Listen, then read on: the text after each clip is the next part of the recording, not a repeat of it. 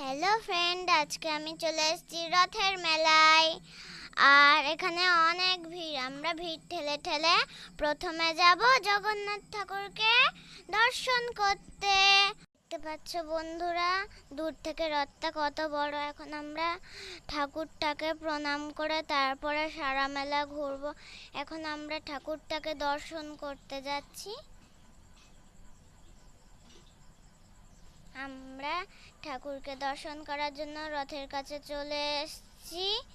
আর দেখতে পাচ্ছ এখানে ঠাকুর রথটা কত বড় আর ঠাকুরটা খুব সুন্দর।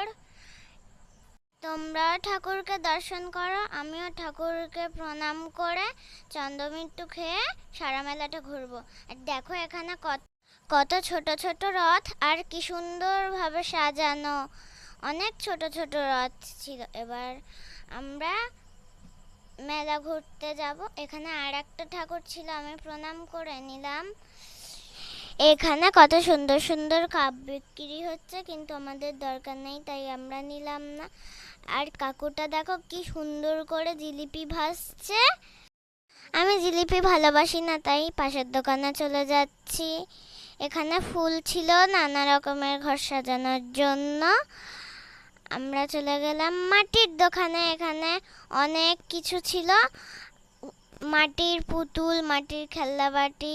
আর এখানে আমার একটা ফ্রেন্ডের সাথে দেখা হয়েছিল। এখানে আমি একটা পেন কিনলাম। এখানে 10 রকমের কালি থাকে। আমার পেনটা খুব পছন্দ হয়েছিল। আর দেখো এখানে কত কানের দুল ছিল, গলার হার ছিল। মা কিছুই নিল না।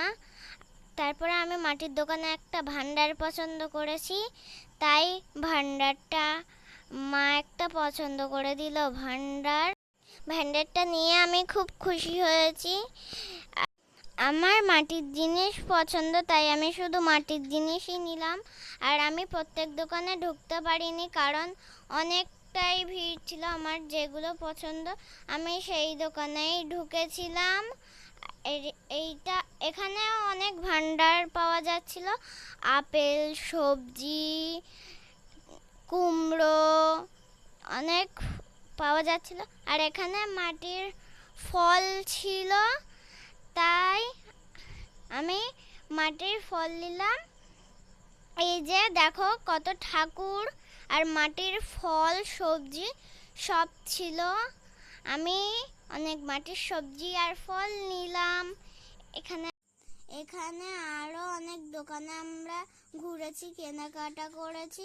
তোমাদের সবটা দেখাতে পারলাম না, তো আমি শেষে আবার ঠাকুরকে দর্শন করে আইসক্রিম খেতে খেতে বাড়ি ফিরে গেলাম।